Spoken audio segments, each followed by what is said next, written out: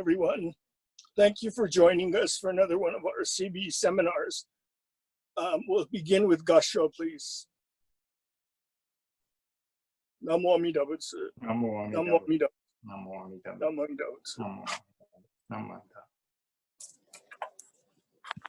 It's my pleasure to introduce our speaker for this morning, Reverend Kenji Akahoshi. I've known him for many, many years. First as my dentist when I was a minister at the San Jose Betsin, but I would go over to his parents, Joe and Grace Akahoshi's, for various holidays. They treated me almost like a child when I was in San Jose, so I feel very close to him. I know he's always been interested in his spiritual journey. And the reason we labeled today's talk, Man's Search for Meaning, it's one of the most popular books that I hear from various people who come to study classes. And Reverend Akahoshi, besides having his degree from the Institute of Buddhist Studies, his master's, he also has a master's in transpersonal psychology, which is very much connected to Viktor Frankl's logotherapy, which the book Man's Search for Meaning is from. Today he'll talk on his way of explaining Shin thought through various practices. So without further ado, if I could turn the time over to Reverend Akahoshi, the current resident minister of the San Diego Buddhist Temple. Thank you, Kenji.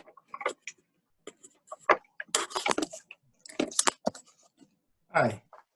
Well, welcome. Thank you very much to CBE, Reverend Hirano. There are several people, of course, Koichi Mizushima, and Judy Kono, Yumi Hata. I also want to thank Michiko and Glenn Inanaga for their technical help in helping to get the slides, this PowerPoint on.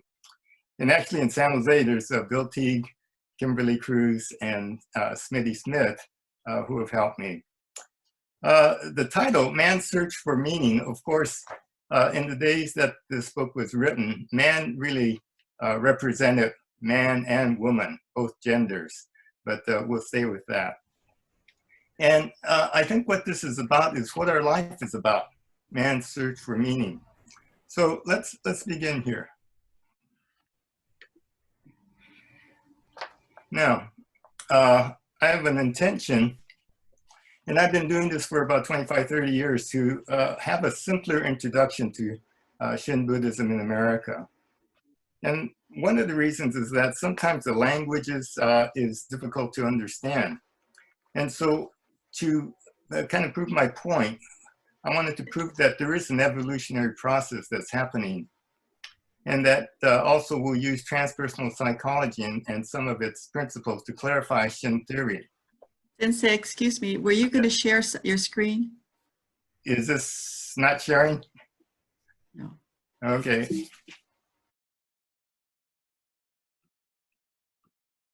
Okay, let's see. Let me get technical. Let's. Okay, here we go. See if I could find it.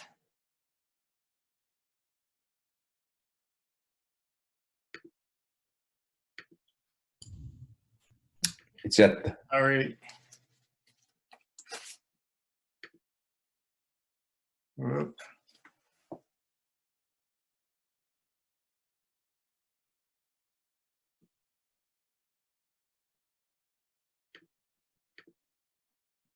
There we go. Can you see that now? Perfect. Yes, perfect. Okay. Okay. Let's get that back on. Okay. Now, can you see that? Yes, we are on the intention screen.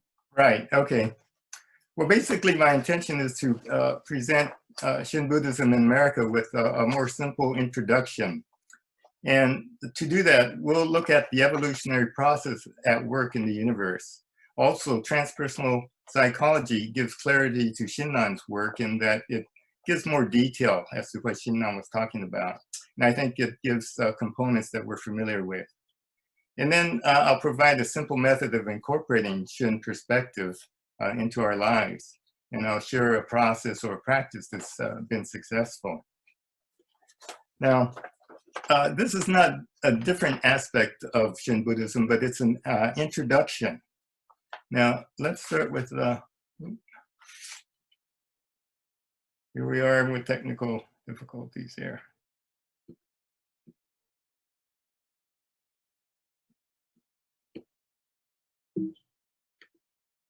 Let me, okay.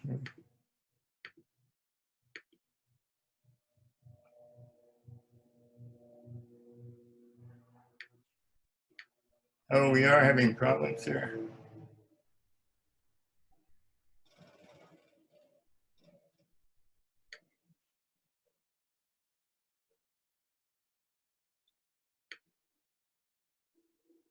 Okay.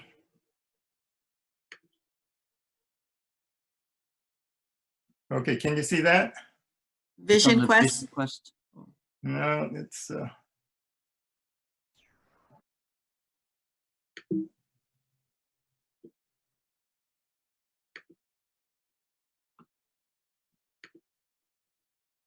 let's see.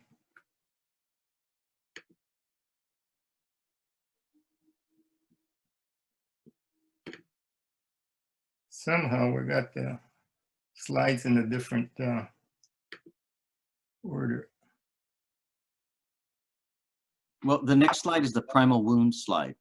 Yeah, yeah, somehow that, I don't know how that got there, but I'll just try to get, you know, I'll have to skip around until I find the thing. Okay, here's our thing. Now, meaning search for man, that's not a typo. And the reason I put it this way is I think it puts a Jodo Shinshu perspective on this whole thing about us searching for meaning or the meaning of life. So to start it, I'll read a poem that I wrote about 45 years ago that may give you a better perspective. I chased the sunset, hoping not to lose it. Stupid me. Exhausted I turned to find the rising full moon chasing me. To me, I think that poem contains the essence of Shin thought. And so I'd like to read it again. I chased the sunset, hoping not to lose it. Stupid me. Exhausted I turned to find the rising full moon chasing me. Now, to give you an idea of where I'm coming from, I'll give you a little bit of my background. And this has affected my perspective on things. I'm really grounded by an extended family in Jodo Shinshu. And as Reverend Hirano was saying at the San Jose Betsuin, our family really, well, my mother especially liked to adopt all the young ministers who had come to the Betsuin on their first assignment, and goes as far back as Reverend Murakami and Reverend Nishimura. And I think Reverend Hirano was one of the last young ministers that who came through San Jose. And of course, I went through all the basic things, Dharma School, Junior YBA, YBA. And I had all the advantages of meeting and knowing all these ministers from, you know, Bishop Tsuji, we had Reverend Tokunaga and Hojo, Reverend Kusada, all these ministers who influenced my background. And I was greatly influenced by them. And also, I'll talk about this later, I met very many nationally recognized teachers and leaders in philosophy, psychology, and growth disciplines. But I think I was most influenced by the Shin community. I'm old enough to have experienced the Issei and Nisei, and it was just being in that community that really influenced my background. Now,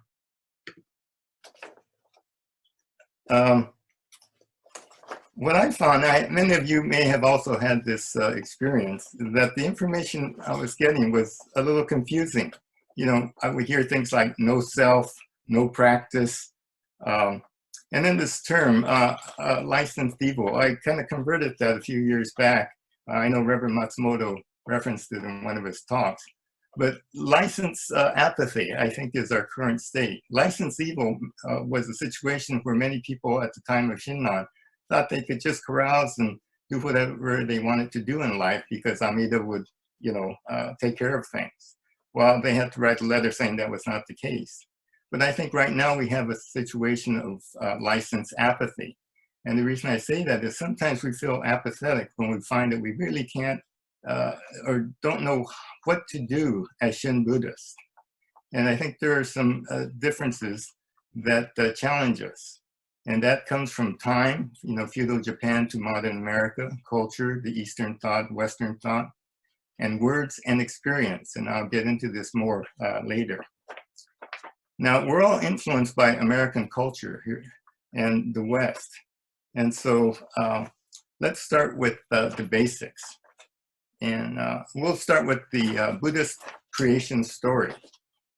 If someone knows the Buddhist creation story, I don't think there is one. And so we'll have to use another story developed by some people. I think they're called scientists, and there are a lot of them. Not everyone believes in what they say, but I kind of think that it's rather true in that many different schools and disciplines follow what the scientists have said. And so we'll start out by saying that there's been a Big Bang, and that happened 14 billion years ago. And then the universe started expanding, sending out stars and galaxies, all of these things. And in one of those galaxies, there was one sun, and off that sun, something spun off. And about 4.5 billion years ago, something called the Earth coalesced. And that was something that we're happy about because we're here. Now, part of that light is something we call life. And I think it probably came out of an organic ooze, something like what you might see at Yellowstone. And somehow things were able to replicate themselves. And it may have started out with a ooze, perhaps a single cell. It just kind of developed. And over time, life expanded. And it went through several evolutions, from plant life to perhaps sea life, fish, eventually reptiles, and so forth. And about 65 million years ago, we understand that a meteor hit the Earth and killed off all the dinosaurs, leaving small mammals and other creatures. But out of that, somehow evolution continued. And there were few humans known as apes. And maybe 1 million years ago or 100,000 years ago, something called humans evolved. And so there is this evolutionary process. And hopefully you'll all agree with the scientific theory that it started off with the Big Bang, created the things we know as the Earth, sun, stars. Out of that, we have life, which in the end came up with humans. And within us humans, we have something called ego, the individual self. And we'll get into this a little more. But what's happening in this individual self is that we have an ability to know ourselves. And they have found about 30 or 40,000 years ago that humans, when they buried their dead, left something like flowers. Now, no animal can recognize their own kind and realize that there's something beyond life. And yet humans began to do that. And so I think that was the birth of consciousness, which could be the birth of religions. And out of that, we know that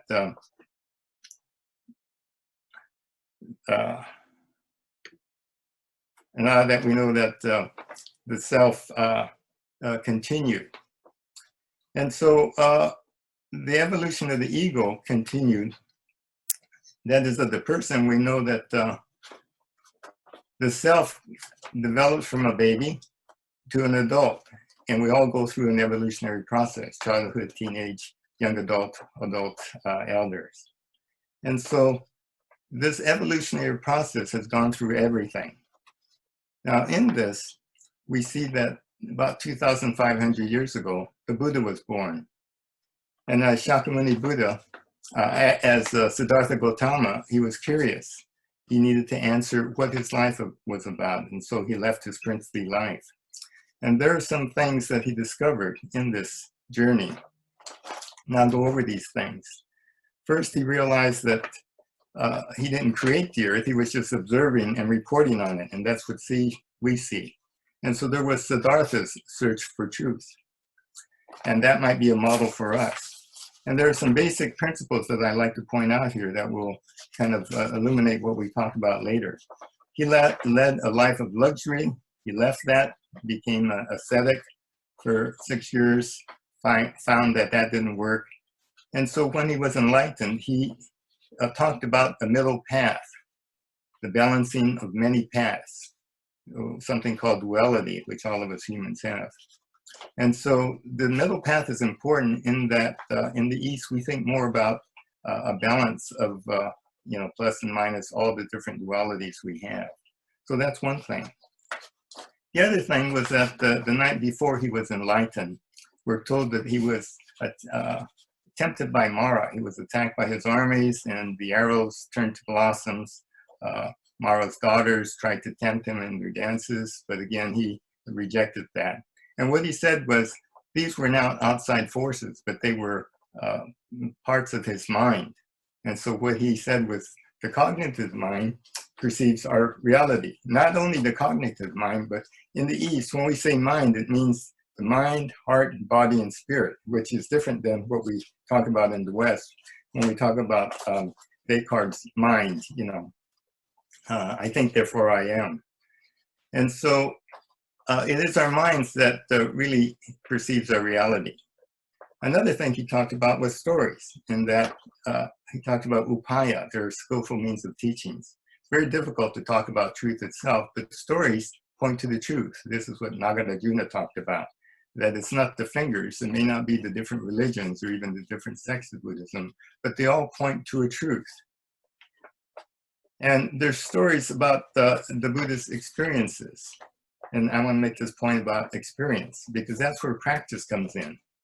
Practice embodies or makes real these ideas. And it involves the whole part of mind, heart, body, and spirit. Now, the Buddha himself said, don't take my teachings as is, test it out. And in a sense, what I think he's saying is, have a practice. And so the Nembutsu, how do we test it out?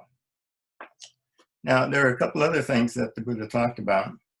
And one was impermanence, anicca, and that everything is a process, everything is changing. So we need to think about things as a process. And the other was anatman, or no self. And I like to use the word interdependence. No self gets a little confusing when we think, how could I not be a self? But if we think of the term interdependence, it means that there's no separate permanent entity. We are all connected at some level. Now, just to review this, okay, we start off with light. There's energy, evolutionary process, formation of the earth. And then there's life, it's part of light. There's a process, and we have humans. And then we have the ego self. There's birth, there's an evolutionary process, and there's the ego self. And what I want to point out is this last line down here, that we, our ego, we're part of a human, part of life, part of light, and everything is evolving. This process is of human development, and it's the evolution of the ego, and we'll get into that in more detail. But I think it's important to understand this and why the 18th vow and the Nembutsu is so important to our spiritual awakening. And to do that, let's turn to transpersonal psychology. And this is the newest branch of psychology that really looks at the spiritual aspects of the human mind. But we see that there's always a tension. There's a need for independence, and there's a need to belong. And this is what transpersonal psychologists tell us. And we could think of the ego something like the atom, in that for a long time we thought the atom was the smallest physical part, but we realized that there are many smaller parts in it, subatomic particles. And the same is true with the ego, and we'll look at that in just a bit. Now, here we have the human body, and I think we can agree that we have these stages: infant, child, adolescent, adult, and elder. the ego also develops because it's part of the mother. Yeah, as you watch an infant, it begins to realize that it's an independent person. And then as the child grows, he really tries to seek his own identity.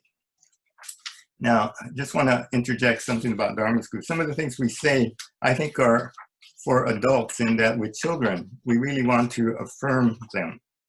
And that, we could look at terms such as interdependence or teamwork and emphasize the golden chain, emphasize the importance of gratitude, kindness to others, and even meditation to help them feel calm.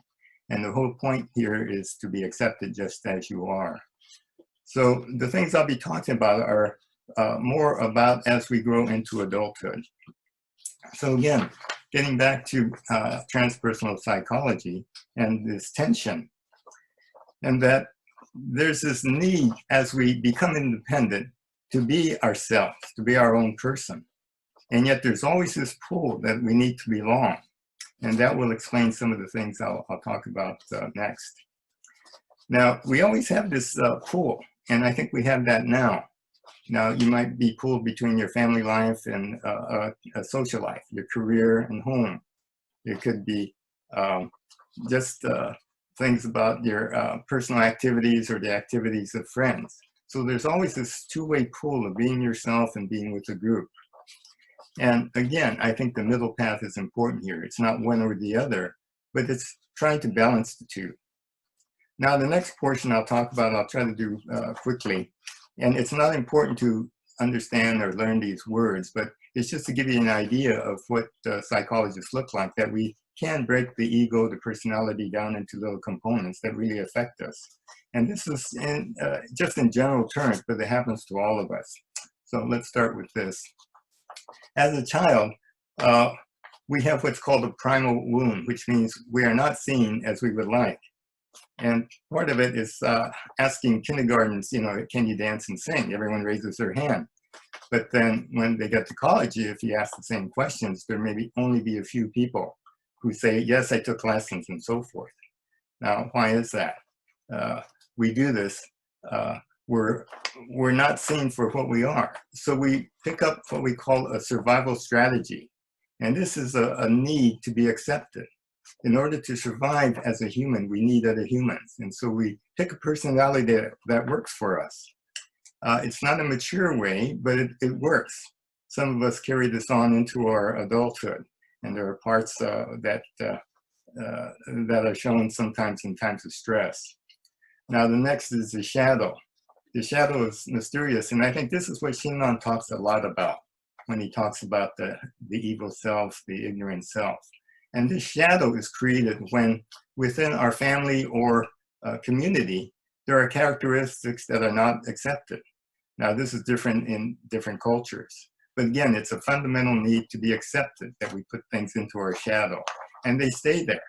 And this is when, again, we become stressed, these characteristics come out, of anger, of, whatever it might be. Now, the next is this loyal soldier. And the reason I put this here is to show how difficult it is to access that shadow. And the loyal soldier was coined by Dr. Bill Plotkin, depth psychologist, in that he patterned this after the World War II Japanese soldier, who was very loyal to the emperor. And 20 years after the war ended, there were still some of these soldiers who were hiding out in the jungles, really thinking that they were still protecting the emperor and the empire. And that's how strong this loyalty is. And that it points out how difficult it is for us to access the shadow. And so when we talk about the shadow, we're not trying to eliminate it. In Jodo Shinshu, we try to convert things. Dr. Taitetsu Uno, in his book, as a subheading of his second book, talks about bits of rubble turned to gold. In other words, rather than eliminate something, we convert these negative impulses. And so in Shinshu, we have an opportunity to awaken with our attachments to ego. And that's where we hear so much about the word bombu. Now, sometimes these traditional terms are negative, especially in America. And so I'll, again, I'll talk about that a little later. And then we have a couple more things, and this is something that we don't have too much of, an initiation process. You don't have to go on a vision quest, but in earlier times, all cultures seem to have this initiation process where you went from childhood into adulthood. There was no teenage period. And that was when you allowed your childhood to die, and you determine who you are as an adult. But that adult is always in the context of the tribe or the community. Again, it's an individual trying to be themselves, but it's within the context of the community. And after we find our name, this period of maturity is the rest of our lives, in that we fulfill who we are. As a dentist, I graduated, I was called doctor after I graduated dental school, but it took me the rest of my dental career to really fulfill that name. And as an example, I want to talk about a story about Shoji Hamada, who was a famous potter who brought Mingei, or the folk arts, back to Japan. We were fortunate enough to meet him in the 70s. And because my wife spoke Japanese and had a great interest in pottery, he spoke with us for about 3 hours. He spoke to Karen. I don't speak Japanese that well. But she had met another potter, Fujiwara, and she asked Hamada, who was in his 80s, I think, and he was a national treasure at the time, whether he thought that this Fujiwara might be entered into this, national treasure category. And Hamada said, quite casually, well, Fujiwara's just in his 70s. He's not quite mature yet, is he? So I give that story in the sense that, again, in Japan and the East, there's this thought that our whole life is a process of maturity. You don't just reach something because you get a black belt or you get a title. And so our lives are about finding out who we are and then living that life to fulfill that promise of who we are in the community. Now, let's see. Oh, I'm not, whoops. I'm not sure if I'm doing the technical things properly here. Well,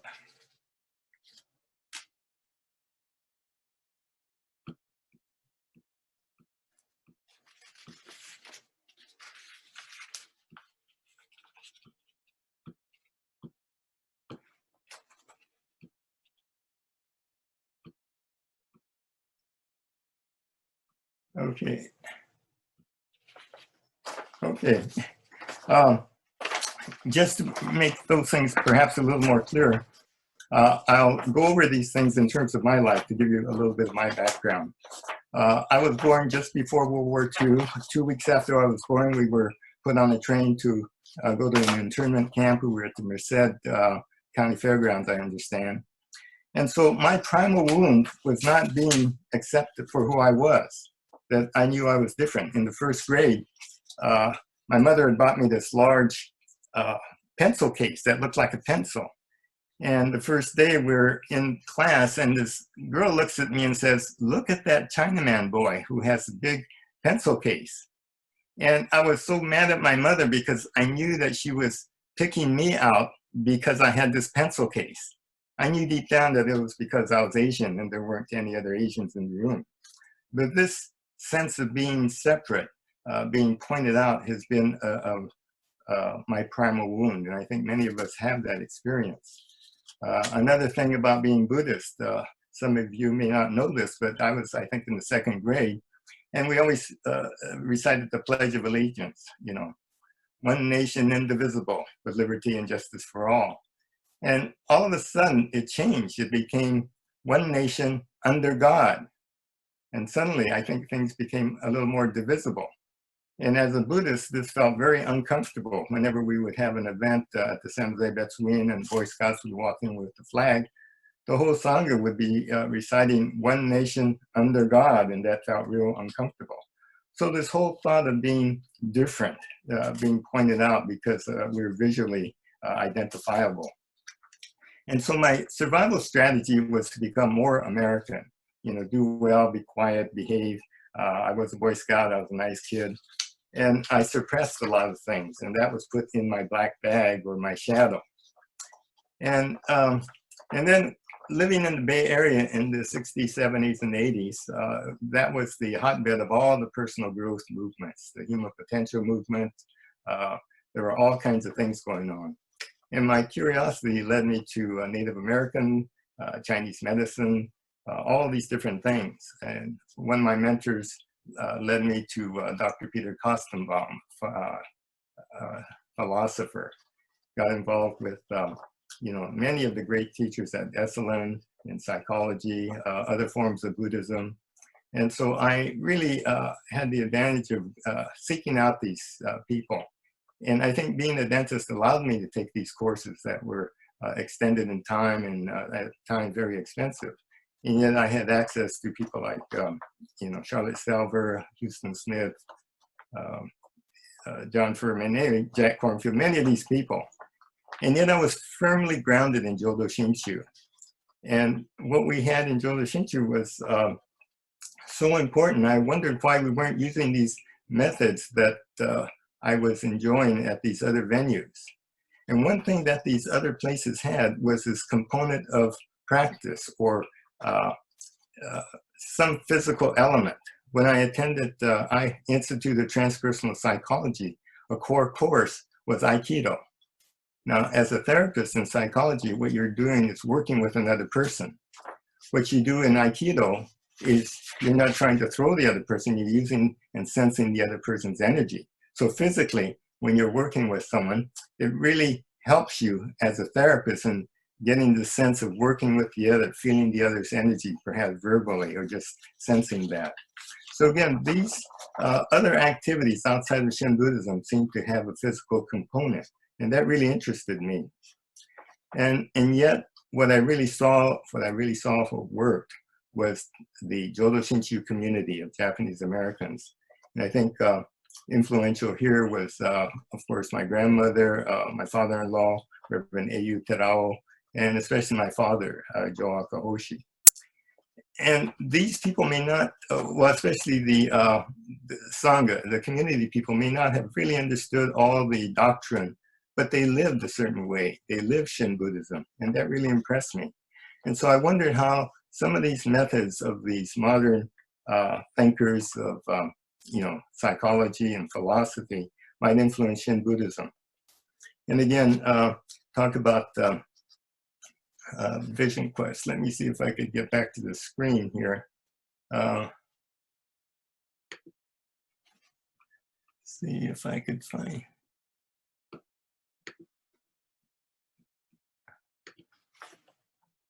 Okay.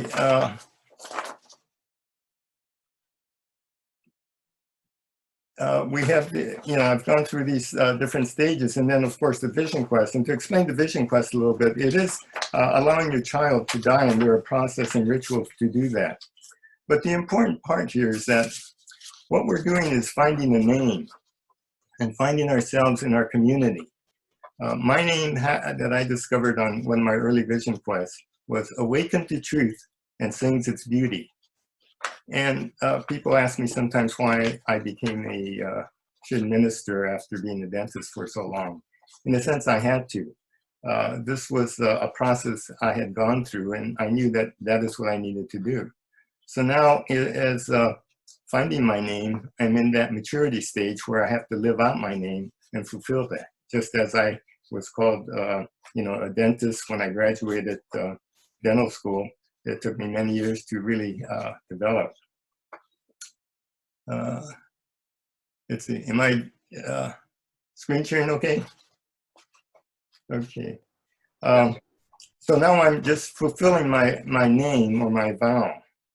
And if we look at some of the people, Siddhartha, he left the life as a prince and to become a Buddha. And he did not just sit in bliss after becoming enlightened. He taught for 45 years, spending this beautiful Dharma which we all share. Shinran left the monastery at Mount Hiei. And then, of course, after he was exiled, he did an unthinkable thing of getting married. And then having this whole lineage of Jodo Shinshu. And then we have the story of the Bodhisattva Dhammakara, who was a king, left his kingdom, decided to become a Buddha. And in that process, made a vow. And his quest didn't last for 4 days, fasting. No, he meditated for 5 kalpas, whatever that is. But we see that this is a common, almost characteristic of humans. Yeah.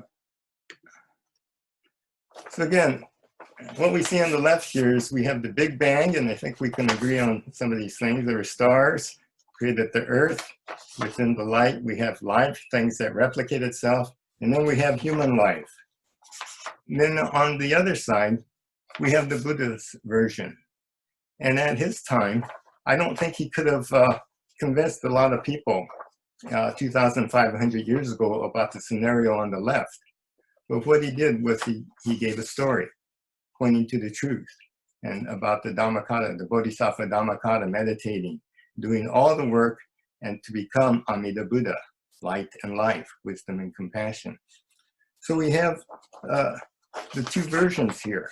And so I'm just trying to, for us modern people, validate the whole the story in the largest sutra with what we're accustomed to and what we say is science.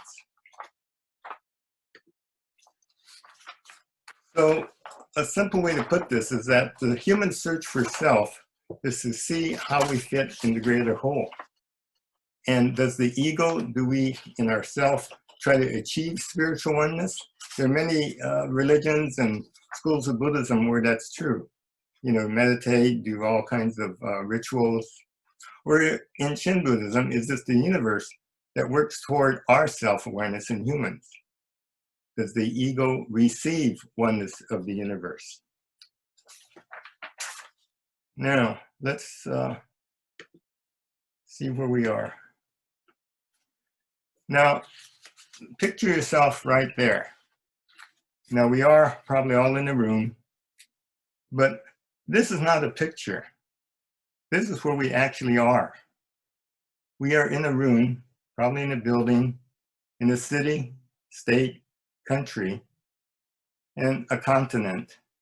We're on the earth, and it's spinning around one of those stars. And that star is in a galaxy. And my understanding is that there are billions of stars in the Milky Way, in our galaxy. And what I can't understand or comprehend is that there are billions of galaxies. And so here we are in our room. Now, you might be thinking about these things. How do I look on Zoom? Gee, that lady said something rude to me the other day. Oh, I'm going crazy. I haven't been shopping for 3 months. All these human concerns we have are in this context. This is where we are. This is where we've always been. And so with minor issues and major issues, this is our condition and situation. Now, what force out there has created our consciousness? What force out there? And what do we say when we realize that we've received human life in this century in our place wherever we are? What do we realize when we awaken to this truth? Now, I hope I've convinced you that there is an evolutionary force that's working in everything. And as far as what causes it, I don't think there is a scientific explanation. We observe and explain the process, but I don't know if we know the source. And here, the larger sutra, the Buddha has told us in story form that it is this Dhammakara, the vow. And I think Landon Yamaoka did a great job a couple of weeks ago in talking about the Force in Star Wars. And so we have man's search for meaning, or I think from a Jodo Shinshu point of view, meaning search for man. Now, what I want to do is go over psychology a little bit. The this is how we often look at a general sense of the ego. You know, you have the superego, ego, and the id being the child, the ego kind of the adult, and the superego parent. And this is a kind of a general understanding. But then we have a different view, and I really like something called psychosynthesis, created by an Italian psychiatrist, Roberto Alcigioli, because his diagram of the ego is a little more sophisticated. And again, you don't have to look at or understand all this. I just have a point in showing this diagram. When I first saw this higher and lower unconscious, I immediately thought of Shinran and its Nishu Jinshin. That, you know, it is accepting that lower unconscious, that negative side of us, that opens us up to the higher unconscious. Now you see around, and this thing is called the egg, but you see outside of that is what we might call Dharmakaya. We could call it collective unconscious, you know, thusness, Tathagata, Buddha nature. I like the term Buddha nature just in the sense that people might be able to relate to that better. But anyway, it's just this whole space out there, the universe expanding. So this diagram shows us this little S in the center of that blue circle, trying to reach out to the greater self. That's what the self is, as you see. And it's trying to get out there. Now, that brings me to what Dr. Haneda has suggested. And he says that often we're like little baby chicks trying to reach out to be born, and we're pecking away at the inner part of the shell, maybe not doing much. But what he says is that a mother hen is pecking the shell from the outside when it realizes the chick is trying to get out. And so it's the mother hen with her beak that allows that chick to be birthed. And so you see here we have a thought that the baby chick, thinking that it's achieving birth, when in reality it's the mother hen who's breaking the eggshell, and the chick is receiving birth. So I'd like to ask, you know, how were we born? We always celebrate birthdays, and we congratulate the child or the adult because it's their birthday. You know, they did this great thing of being born. But really, did they? Or was it the mother? I think on each birthday, we should be celebrating the mothers, because it's like the mother hen here baking through the egg. And I like to use the Japanese term oya-sama, honorable parent, that often is referenced to Amida Buddha, that somehow it's the mother hen, the oya-sama, who does the work for our birth. And the other term I like to use is the effort of others, instead of the term we sometimes use, other power. The effort of others just means that all these things, not only people and places, but the animals, all the things that have contributed to make our life possible. And so all these things, the effort of others, Amida Buddha, is working toward our benefit. And so our part is just to receive. And that's our aspiration to receive. And the question here is, how can we experience Amida Buddha's effort to awaken us? What was Shinran teaching us? How is meaning searching for man? Bishop Seigen Yamaoka, you know, has his 6 aspects. And what he's saying is essentially this: for the purpose of transmission in the West, an educational process is a means of showing how ultimate reality of truth works in the process of beings. He's saying that because we're not in Japan, where Shin Buddhism really undergirths all of society in the language, customs, rituals, bowing, being humble, okage-sama de, thinking of the others, we're in the West. And so we need an educational process, and he developed the 6 aspects of awakening. So that is true. And so I think we need to look at that.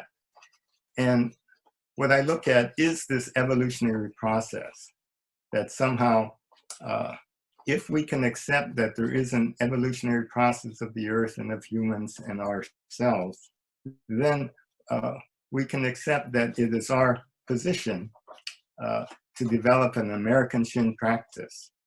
So how do we, or how does Namo Amida Butsu become an American Shin practice? And how might we do a little more, how might we be a little more efficient without all the concepts? So again, this is an introduction. But before we figure this out, let's see what some of the barriers have been. And we have the barriers of time, culture, and words being different from experience. Now, time. Shinnan's time was 13th century Japan. Japan was feudal, and the earth was flat, even in time of Renyo, 16th century. And now we're in the universal digital age of America. I put this PowerPoint together and it disappeared midweek, and I wondered if I could get it back together. And that's why I wanted to thank the Nagas and especially Koichi and others for helping me get this on. As you can see, this is my first PowerPoint, so it's a little clumsy, but anyway, things are different. And so the words or the content of feudal Japan is different. The context has shifted, and it's very different. What's something else? Culture. The cultures are very different. Here you see football, versus maybe the tea ceremony and individual sports car, and we see on the right a Tokyo or the train station where everyone travels, together. Now, I want to ask you something here.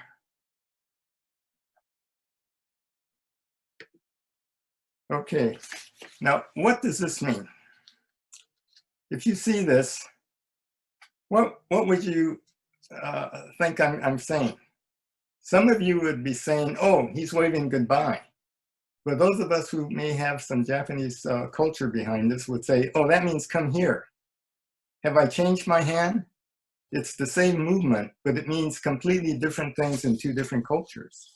And so sometimes when we use words, they don't have an experience in a different culture. And, the different cultures of, as I said, the East and the West. Can we explain Enryo to a Westerner, clearly?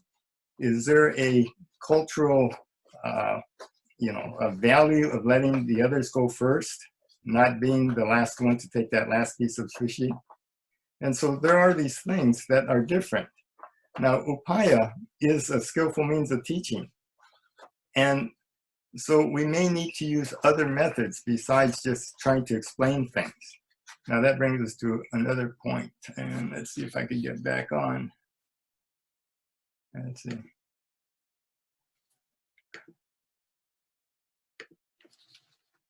Okay, that the next point is words and experiences, that we use words. But then we have a Zen monk, Mu-Moon, who says, words cannot show truth. Speech cannot point into nature. One who holds words is dead. One who attaches to sentences is lost. And again, Nagarjuna talked about fingers pointing to the moon of truth. And so when we say jump and fly, you see pictures on the right side. But then we have the term sometimes that we've been using, just say the Nembutsu. But what is the experience behind it? Again, if you've traveled in a foreign country and you go to a shopkeeper and you want to, get something or ask a question, what do? We ask a question in English. And if the person doesn't understand it, what we do is we talk slower and louder. And we talk slower and louder. And yet the person doesn't get it. And so we speak slower and louder. Now, what we end up doing usually is what? Pantomiming, acting things out. And so what we're doing is displaying an experience. And this is kind of what we need to do in America, to really, as an introduction, to really invite people to Jodo Shinshu, make it much more accessible. So if this awakening is coming from others, and we in America are all about achievement, doing it our way, how might we do this? In Shoshinge, Shinran says, solely saying the Tathagata's name constantly, one should respond with gratitude to the universal vow of great compassion. So, what do you say when you receive a gift? Thank you. Thank you is an experience. It really doesn't have to be explained. It's used in all cultures. You know, we have gracias, seishe, dankeschön, arigato. You know, it's an experience that everyone understands. And this is why I'm saying thank you is the opening gate to the experience of the Nembutsu. Now, there are other sects that really depend on achievement. We can think of Zen, sitting, you know, you have many practices, behaving, you know, doing, in other religions, godly behavior, you know, rituals, donations. Well, donations we should keep. That's I should say, is a primary help in all schools. I'm just kidding, but you might think about that as BCA and our local temples could use some help. So all these achievements or experiences achieving something are like that little chick trying to burst out of the egg. And yet it is that mother hen who is creating this. And it took that mother hen 5 kalpas for us to really, you know, break out into becoming myself. And so Shinran continues in Shoshinge. You can read it. Still the clouds and mists of greed, desire, anger, and hatred cover as always the sky of true and real Shinjin. But though the light of the sun is veiled by clouds and mists, beneath the clouds and mists, there is brightness, not dark. So he's saying the sun is always shining. Amida, the efforts of others are always trying to reach us.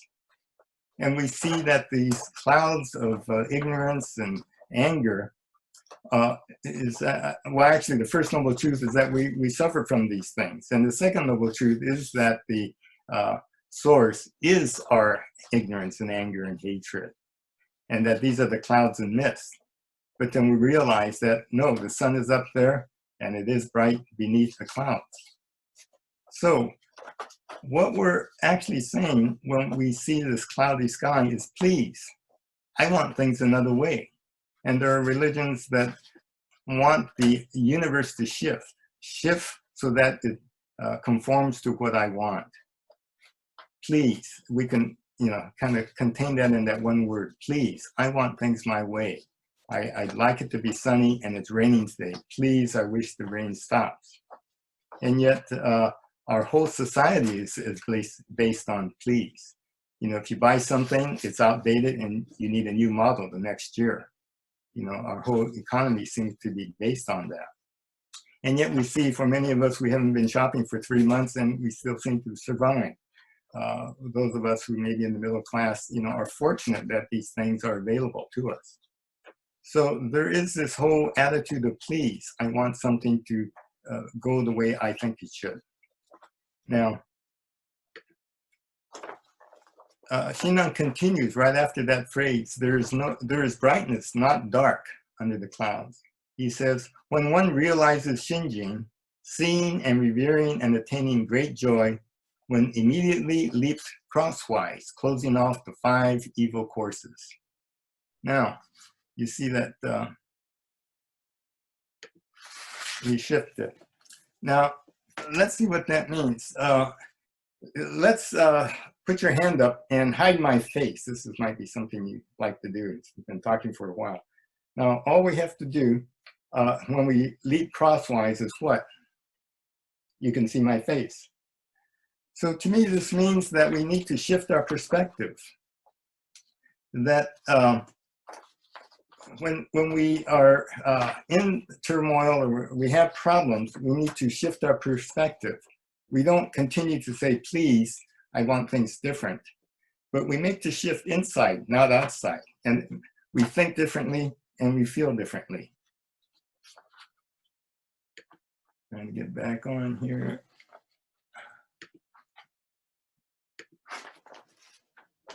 So it's a shift from please to thank you. And our practice is to wake up. And I think this technique of shifting from please to thank you is very doable. And we've seen many people try this and it seems to work. So Amida Buddha can represent all others, human, non-humans, everything, plant life, all conditions of life and light. And when we say Namandabu, it shifts our thinking, it shifts our experience, and it shifts our reality. So I think Shinran is telling us, by reciting Nembutsu, we realize the joy of life. Under the clouds of ignorance, we shift from being unconscious to awake. There's a poem that says, consumed with anger, the world is an ugly place. Bathed in happiness, the world is a beautiful place. But aha, the same world. Now, my grandmother was known to be a devout Shin Buddhist. And my cousin would tell me that sometimes if she broke a dish, she would say, oh, that's good for the potter. How many of us would say that? Now, I don't think she was born this way, but she was raised partly in Japan. But I think she developed this. And so I'm wondering, how do we do this? How do we think, when something goes wrong, to think like she did? Well, my grandson, Corey, is teaching me this. I see that everything he has learned is done in a process. The first steps are very conscious, awkward, but after a while, it becomes natural. And the same is true with music, sports, cooking, driving a car, brain surgery. You start with very small steps, and then you reach a point where it becomes natural. Now, I played saxophone in high school, but I started out, I wasn't that great, but I enjoyed playing in the band. I started out in the 3rd or 4th grade playing this, if you can see this. This is a recorder or a flute. Now, this to me is thank you. It's not a saxophone, but the thank you is the opening gate to Nembutsu. It puts us on the right path, the right journey. So the recorder is the instrument that led me to a saxophone. And it's the practice of being grateful. And it can get deeper and deeper and broader in time until we enjoy the activity. Now, that little activity we had earlier of seeing ourselves in the cosmos, that was a one event. And sometimes when we meditate, it's a good event. And we do this at our Buddhism 1, 2, 3 on Wednesday evenings. But then to learn something, if you do something daily, it really is a help. We can learn things by repeating. So how do we do this? Selective seeing. If this is all around us, why aren't we seeing it? I give the story of the family. And as the family is walking down the neighborhood, the father sees a broken rain gutter. The mother sees designs on decorations on the door. Son sees a sports car, and the little girl sees a little kitten. But the mother never sees the broken rain gutter. The husband doesn't see the decorations on the door. The little girl doesn't see the sports car in the driveway. And the boy doesn't see the kitten. Why is that? We're all attuned to what we have selective seeing or hearing.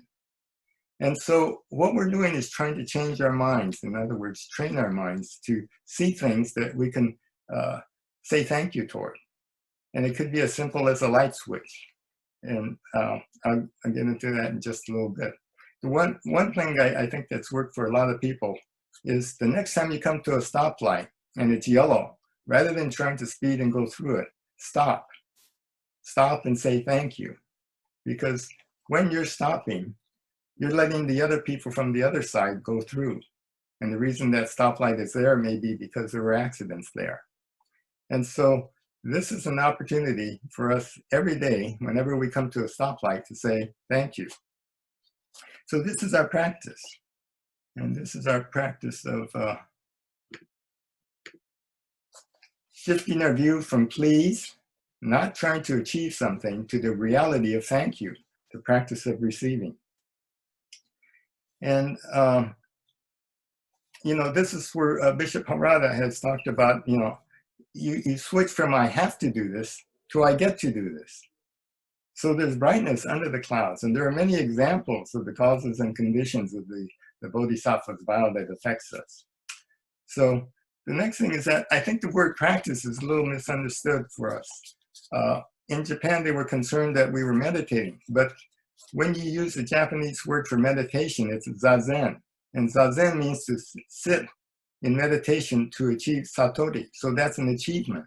But I don't think we as Shin Buddhists use the term meditation as that. We're not practicing to achieve something, but to realize what we have already received. And so just something to keep in mind. And that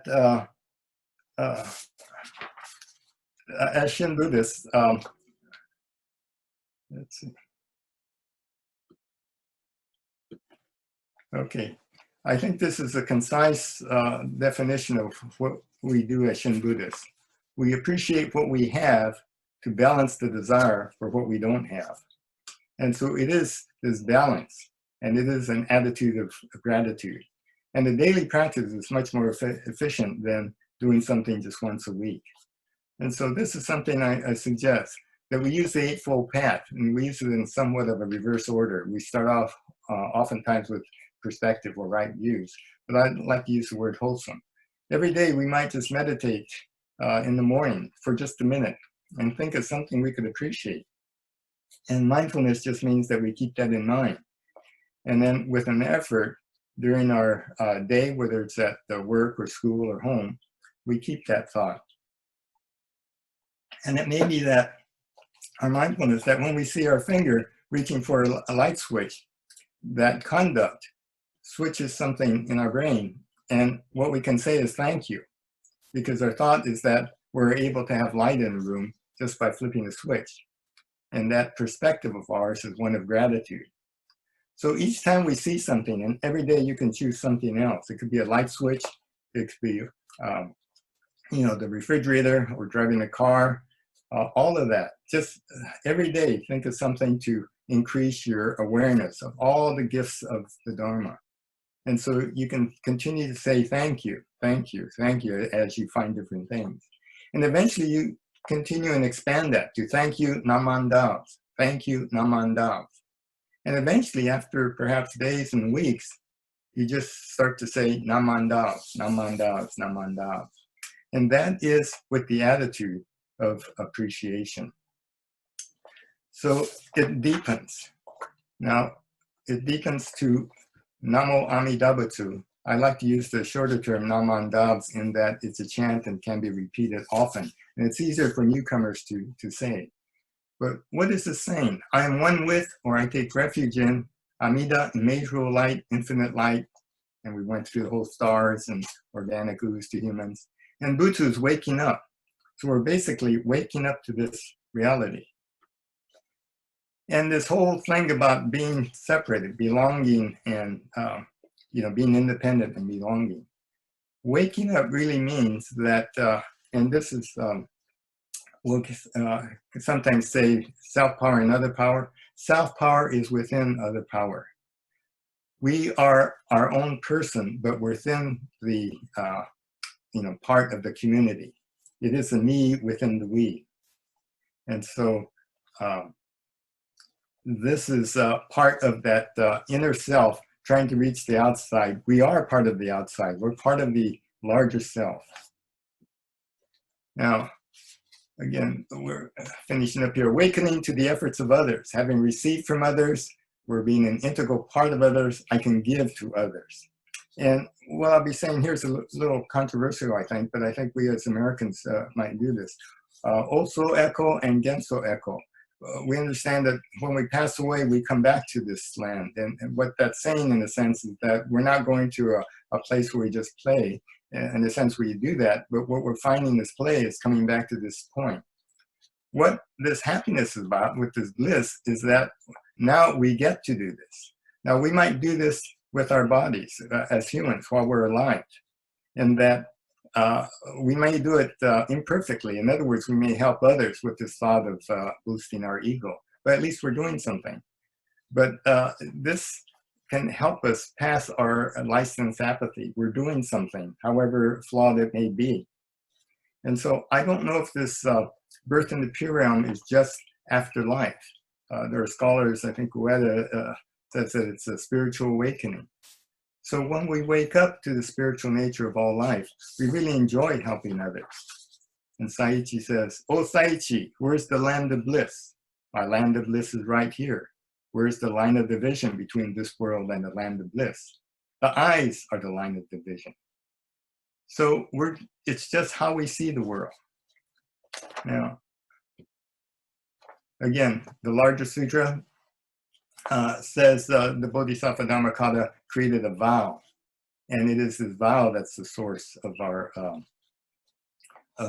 evolution. Now, we're not the temple of Amida Buddha, right? Honganji. We're the temple, although Amida Buddha is enshrined in our place of honor, we're the temple of the primal vow. So it is the vow that we're concerned with. And I think, excuse me, you know, how else could this Big Bang result in our being here now? Something in that universe, in that picture we saw, has caused everything to evolve, to become what it is, and it's still evolving. And again, Landon did a great job in bringing in Star Wars. And if I use the word force, may the force be with you, you may understand that there is something that allows us to be with the force, with the greater self. So what do we do now? Let me read the three treasures. Rare, difficult, and wondrous is it to be born into human life. You know, now we live a rare, difficult, and wondrous is it to hear the teachings of the Buddha. Now we hear it. If we do not resolve our conditions now, when will we do it? So let me read our place in this process of past, present, and future. The poet Mitsuo Aida says this poem: my father and mother, altogether 2. Parents of my father and mother, altogether 4. Parents of parents, altogether 8. If I count in this way, back 10 generations, altogether 1,024. What about back 20 generations? To my surprise, over 1 million people. From the infinite past, a life baton has passed on. Here I live with my baton. This is my life. This is your life. And so we're holding a life baton that has been given to us. What is our part in this evolutionary vow? Do we just appreciate what we have, or do we do something about it? Hmm?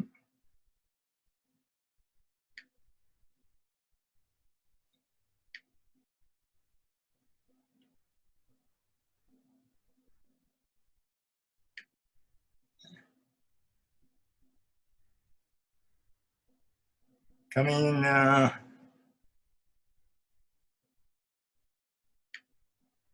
okay, just about there. Okay, this is gratitude for the awakening of, gratitude for the life of awakening. So that's my rationale for meaning searching for man. And so I want to end this because gratitude is, as I said, is just the opening gate. And I want to share this story in the thought that we can expand this experience of Namo Amida Butsu or Namandabu.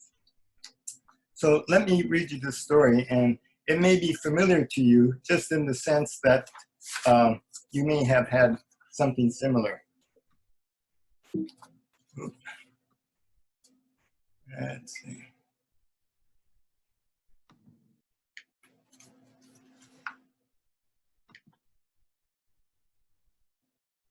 Let's see, where are we now?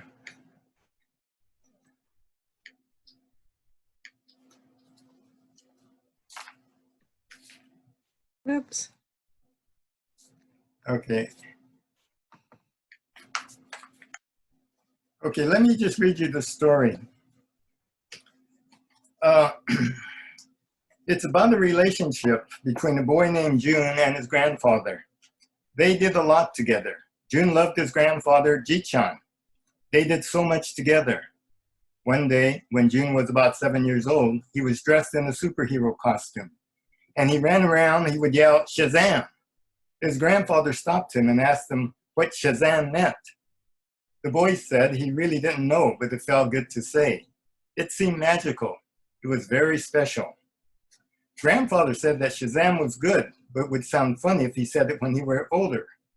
But grandfather said that there was another saying that was magical, and June could say it any time, even when he was a grown-up. The words were Namandabu, and it made Ji-chan feel good, and it seemed magical. Ji-chan would often walk around and just say Namandabu, Namandabu. June asked, "Are those the words at the end of the sutra in the Gatha book?" "Yes," said Ji-chan. June said, "Oh, those words mean that the chanting is almost over." Ji-chan said yes. But Ji-chan asked June how he felt when he first came into the Hondo and recited the Nembutsu. June said he didn't think about it much because he said it very fast.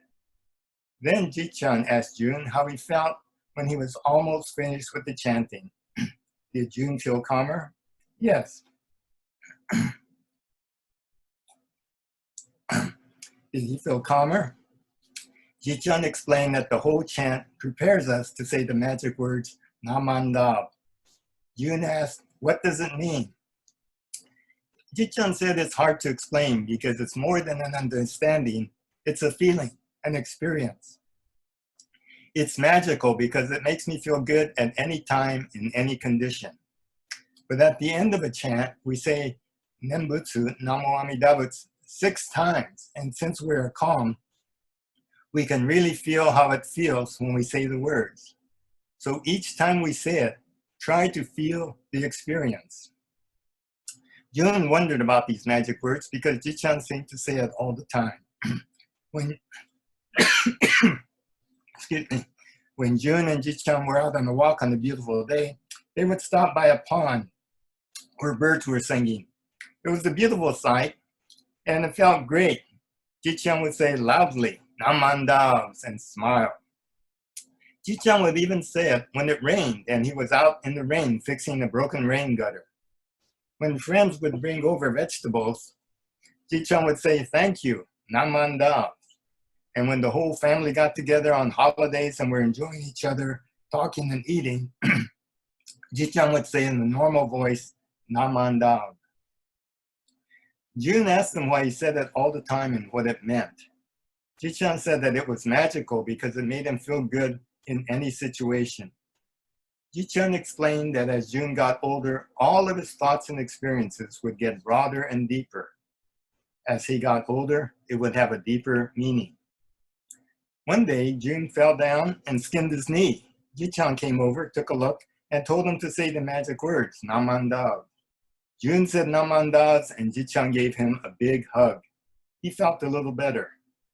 Ji-chan explained that when we get hurt, the pain is part of life, but having someone comfort us makes us feel better. Also saying the words Namandabu helps us feel better and may help the healing, and it did feel better. When June was older, their pet dog died, and June was overcome with grief. Ji-chan came over and gave him a big hug and said, Namandabu. Ji-chan said that everything changes and all living things die. It's all right to be sad and to cry. We are okay and accept it just as we are.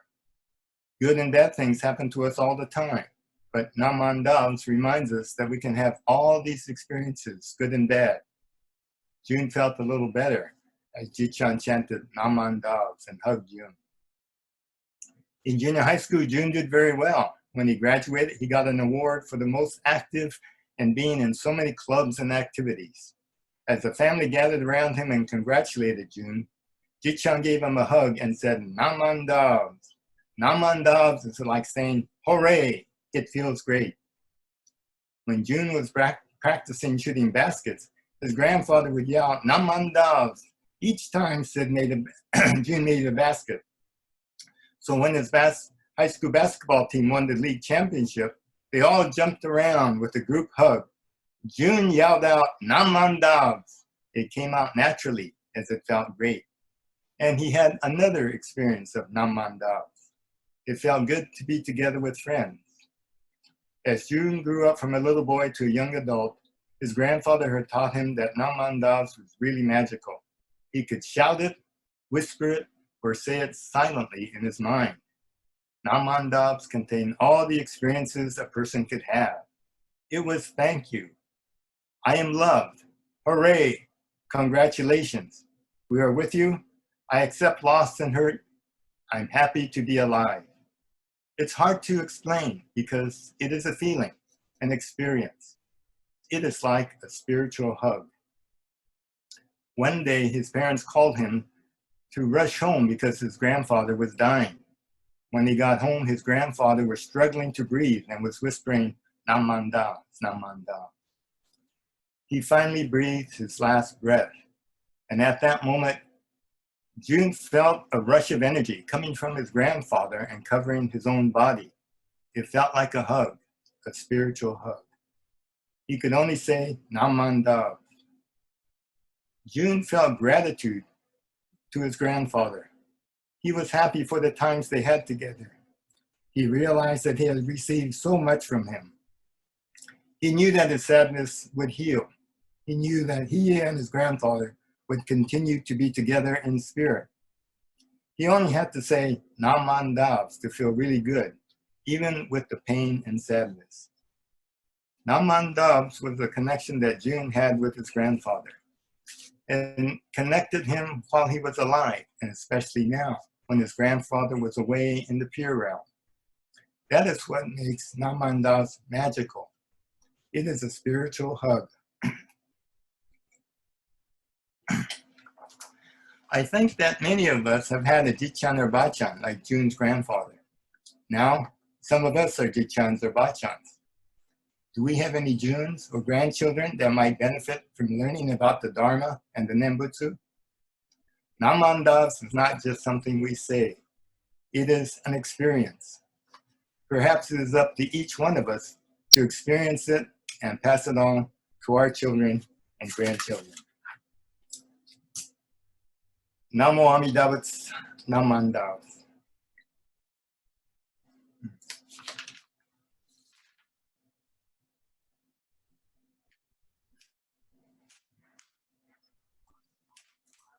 Thank you. That completes my talk.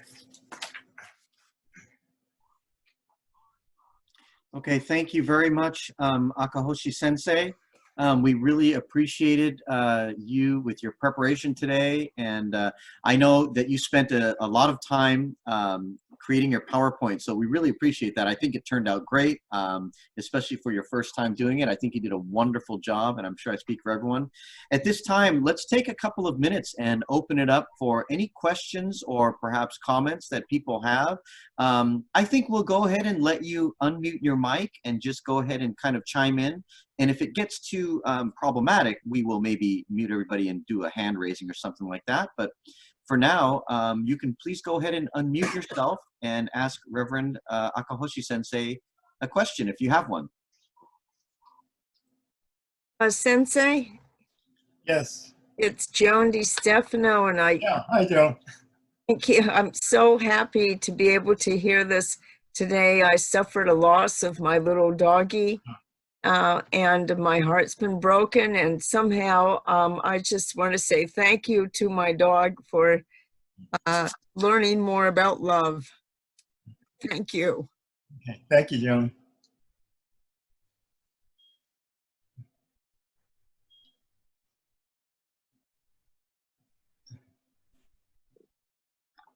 Reverend Akahoshi, this is Dave Atchison in Yes. Honolulu. Yeah, hi. Hi, Dave. Hi, it's great to see and hear you, and thank you so much for your talk. I jotted down a question. I was going to put it in the chat, but I think I'll just read Sure. it. My question is, when you are showing the diagram of the egg and talking about the hen picking from the outside, I had a question, and it could be taking the metaphor too far, but how does the mother hen know it's time to peck the egg from the outside? Is it because the chick inside is pecking to get out, that is expressing intention? Actually, I'm not sure. It is kind of a metaphor that Dr. Haneda used in his book. And with that egg diagram in Asajoli's psychosynthesis, I thought it was appropriate. in that it has the same theme of our inner self trying to break out, when in fact, from the Shin perspective, it is the mother hen or Amida allowing us to break out. So I don't know what that process is, but I think alluding to your question, I really look at middle path a lot. I think that's not emphasized enough, in that we tend to think, again, this refers back to the licensed apathy, that we just sit around waiting for Amida's compassion. But there is that sense of aspiration. And again, as Americans, I think we need to think of this as a balance, that yes, we need to have this effort and have this practice, not to achieve, but to realize what is already here. So that may be alluding to your question in how, well, the mother hen is always there. It's always pecking away. We're just kind of unclear that it's time for us to be born. Hopefully that answers it. Yes, thank you very much. Oh, Sensei? Yes. Yeah, this is George Thao speaking. Yeah. Thank you so much for this talk. I'm a note taker, and my pencil was just flying. You were just providing so much that I appreciate very much. This is not a question so much, it's just an observation. I noticed that you did, and I understand why, point out the dichotomy between, well, Japanese culture and made in the USA culture. And I get that. I've been getting that for a good part of my life now. But I'm thinking that as a minister's assistant, I want to be a little more nuanced about this, because I think the attraction that both peoples see, the attractiveness about the American culture for the Japanese and the Japanese culture for Americans, is rooted in the fact that, well, there are things that we don't articulate very strongly that they do, and vice versa. So it's like the dichotomy is not absolute. No, do you have There's a question? there's plenty of overlap here, in my opinion. Okay. No, my point is that we're bringing in a religion that is different in culture, time, and also when we use words and not experience. So it's just that I think it would be helpful to, rather than just translate, to have a new method of introduction.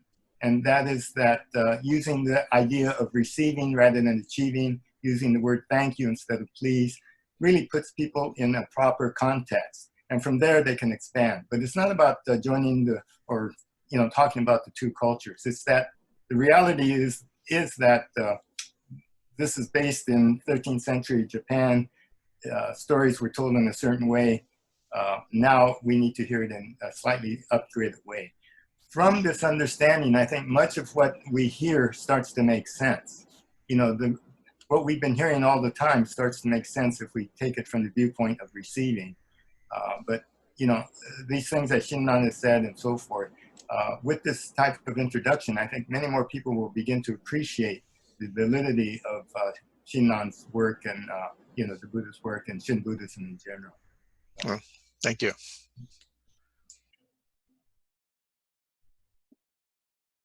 Sensei? Yes. Yes, hi. My name is Tony Di Tommaso. I'm from New York Buddhist Church, way out yonder. In hearing the Dharma message at Temple, I'm told that the call of the Buddha is timeless and has been going on for time immemorial. And in a sense, in hearing that it's a rather passive experience. I think that the big challenge for me as a Shin Buddhist is to actually be able to acknowledge that I can hear the call of the Buddha. Would you say that that makes any kind of sense? Yes, yeah. Because again, I think there's the, again, this kind of goes against our traditional interpretation, but also Echo and Genso Echo, the Genso coming back, helping others, that I think that's an integral part. And that's, this initiation part where we become adults, and then the rest of our lives are about living out that truth. And it doesn't have to be that we have a special career. That truth might be that we're a mother, or that we just help out, other people. But we identify ourselves as part of the whole rather than outside of the group. And I talk a lot about, rather than diminishing the ego, which we often hear, my negative self, my ignorant self, I'd like to talk about expanding the ego in the sense of Gandhi. His ego contained all of India. And Martin Luther King's ego contained all oppressed people. They were not small egos. They, in a sense, expanded their ego so that if someone else were hurt, they were hurt. So I do think as Americans, also, we like to do things. And so rather than sit in contemplation, I think for us, Shin Buddhism has this activity of expressing our gratitude. That may differ from others, but I see that, the sense of apathy, that we just sit around and wait for Amida's compassion. Amida's compassion is all around us. This method I'm talking about is just to discover, to realize that all these things have always showered us, and we're just kind of going around, worried about these other concerns. So hopefully that answers your question in some part. Thank you.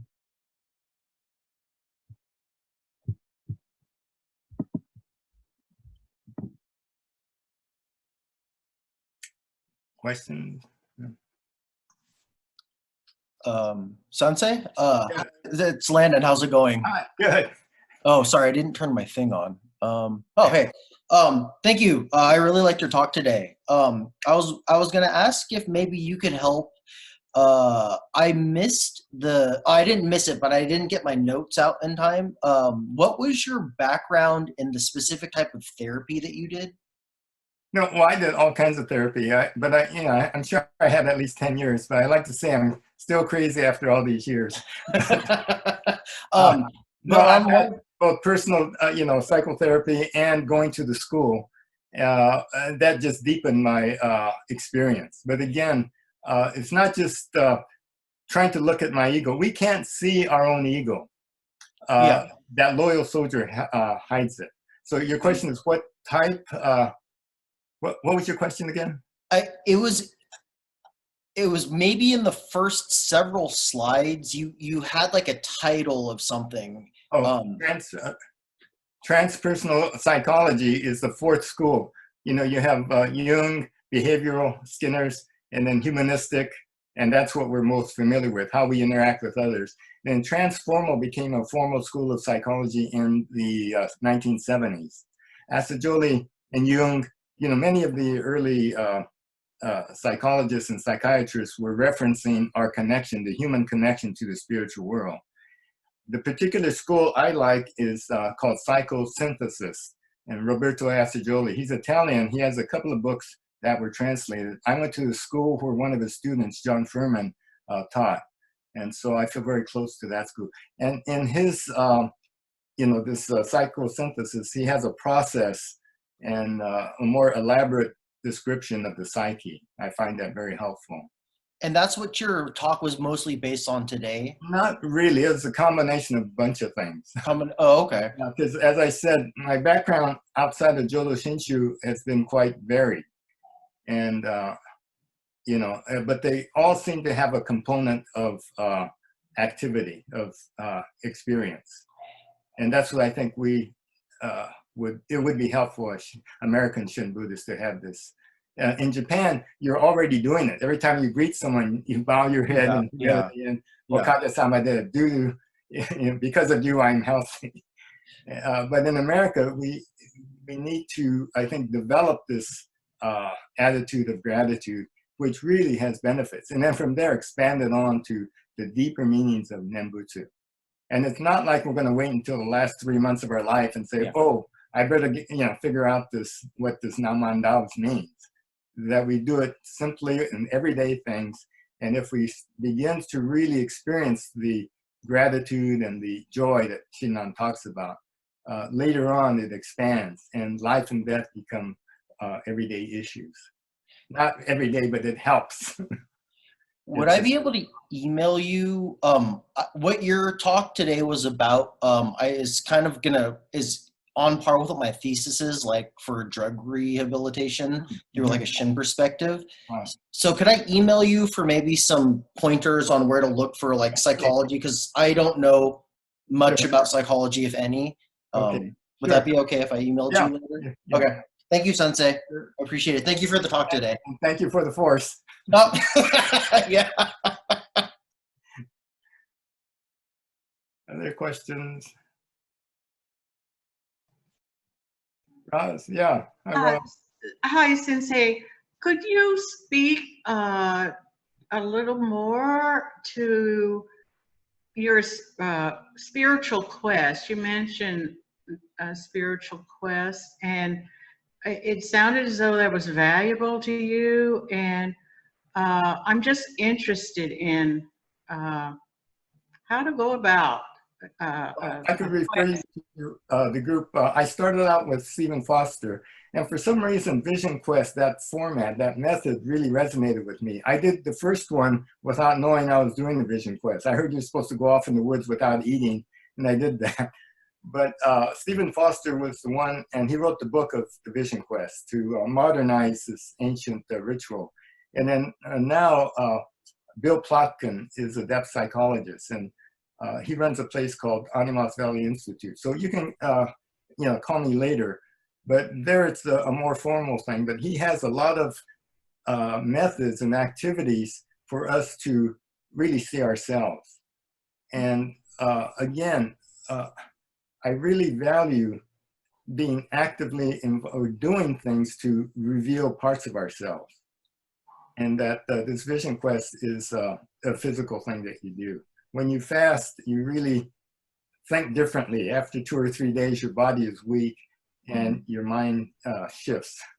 And so, and then as I explained in Aikido, using learning Aikido and transpersonal psychology really, I think, helps therapists understand what they're doing when they converse with a client.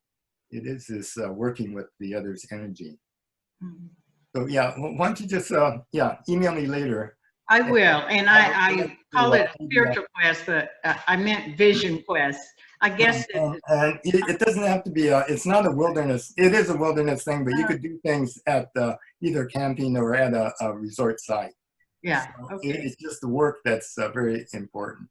Thank you, Sensei. I think April, I believe it's from the San Mateo Buddhist Church. April had a question in the chat. April, did you want to unmute yourself and ask your question? Oh, hi. I noticed you wrote Mui several times, and I'm sorry that I was late, but is that the same as Dr. Dan Siegel, the neuroscientist? Mui? I don't know what you mean. So one of your screens says M, and then it's a combination of me and we. Oh, no, it's just something. I've been using this a long time. Me, and then you switch it and we. Basically, it's I don't know about Siegel. It's just that emphasis of being in the circle, that we're always part of the whole, but we don't think we are. And to validate that we are part of the whole is this practice of thank you, appreciation, to realize that we have been supported. And again, it's this, and the reason I did the psychology thing of growth is that most of us have had this primal wound. It just means that if I like to sing and dance, my parents may say, hey, quiet down, you shouldn't do that. And so we hide these things. As adults, many of us as adults realize that, oh, I left that artistic side behind me. I think I'll sing and dance now. And so it is that our whole process about being separate and being part of the group. And I think what Shin validates is that I'm not really separate. I'm always part of the group, but I'm an integral part of the group. I'm within that circle. And I'm part of the vow that as I received this vow, and as Aida said, you know, I have this baton. What do I do with it? Does it die with me, or do I help spread that? So I'm not too familiar with the we. I mean, that's my version of we. Just it could we could stand for Amida Buddha, efforts of others. You know, the universe. Well, it's actually Dhammakaya. You know, Amida is just our connection to Dhammakaya. You know, everything else. But we can see Amida Buddha. We have a representation. You know, in either a picture, words, hearing it, saying it, you know.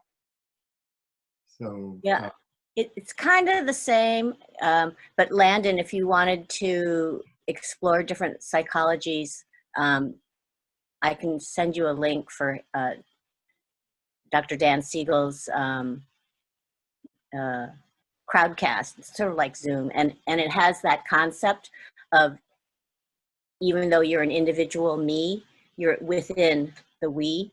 And Right. so we're trying to use terminology of saying we when you're meaning everyone. And Right. for me, sometimes I interpret it as part of being combining self-power and other power. Right. And I think Saichi says that there is no self-power, there is no other power, all is other power. Right. That's, I did. Thank you, April. Sorry. Oh, sure. But the self-power being out here, and I think what he's saying is, I've always been in here. So, Yeah, because we're interdependent. We wouldn't exist Right. without everyone else. right, but it's our mind that thinks we're separate. We're outside of that. And so Namandabu kind of assures us that we are part of the whole. Namo, I'm one with light and life, and I'm awakened to that. Although I think I think Asian culture, we tend to focus maybe too much on the we. And so we have a hard time speaking up. Right. And expressing the me. And I think that's, I think it's, well, Deepak Chopra says that's the purpose in life, is to express yourself. So I try to encourage people to speak up, and I appreciate you speaking up. But this is where, again, middle path is important. I talk about, you know, Asian cultures. I am more humble than you. Two people bowing. No, I am more humble. So we can go the other way. I joke about sending a thank you card for the thank you card for the thank you card for the gifts for thing, you know. And so I think you're balanced. Yeah. I say I'm a terrible Japanese. I'm third generation, but I don't know all the rules. And so in whichever direction, you know, people who are too good, too nicey, I think that goes another way. So to me, middle path is very important in everything we do. Well, and the middle path is not always on track. I mean, no, and it's always kind of moving. wander. Yeah, it's always fluid. Yeah, it's like that game with the little ball going through the 3D kind of maze, and it falls through the hole. I mean, things are always changing, and that's why it's you know, dynamic, and that we just don't get to the Pure Land and stay there. No, we come back, but we come back with this attitude of I get to be here, as Reverend Harada says. Yeah, We can do that now with our body. Thank you. Thank you. Okay, I'd like to thank everybody for all your questions. I think this would be a good point for us to kind of do a formal closing to the session, if that's okay with everybody. And if there were still questions, maybe we could ask Akahoshi Sensei to stay on for just a couple minutes more. Sure. But at this time, if we could just formally close the session, I would like to point everyone's attention to the chat box. If you're able to look in the chat box, once again, we thank you all for logging on today. We'd like to especially thank Reverend Kenji Akahoshi for his wonderful presentation this morning or afternoon, depending upon where you are. And we would like to ask you all to sign up for BCA Connect, which is an email, kind of an email announcement service, if you would. If you register for that, you will be on our email list, and you will get information and notifications about any Buddhist BCA activities or BCA classes coming up in the future. So there is a link for that in the chat box. And we also always deeply appreciate any donations that you would feel compelled to give. I think Reverend Akahoshi even mentioned in his session today that donations were good, right? That was part of his presentation.